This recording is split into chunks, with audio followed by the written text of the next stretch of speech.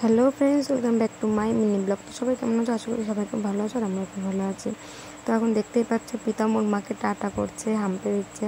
তার কারণ হচ্ছে ও আমাদের সঙ্গে আজকে একটু ঘুরতে যাচ্ছে। তো আমরা যাচ্ছি হচ্ছে আমার দিদির শ্বশুর বাড়িতে। ও শ্বশুর বাড়িতে কীর্তন আছে, আজকে নিমন্ত্রণ আছে, তো সেখানেই যাচ্ছিলাম। তো জামাইবাবু, মিষ্টু আর সপ্তমী রুদ্র ওরা আগেই চলে গেছিলো আর আমরা তিনজন আর কি পরে গেছি। তো যাই হোক, চলো তারপর চলে আসলাম, দেখি কীর্তন শুরু হয়ে গেছে। তারপরে প্রীতম এই যে এদের মানে জ্যাঠার কাছে আর মিশুর কাছে বসেছিল। তারপরে মানে ওদের বাড়িতে তো প্রত্যেকটা ছাদ আছে, প্রত্যেকটা ঘরে, তো প্রত্যেকটা ছাদেও উনি গেছেন, ওনার সাথে সাথে আমার বেড়াতে হয়েছে। তো তারপর দিদির বড় যার ঘরে এসে বসলাম, তো উনি আমাদের একটু শরবত করে দিল।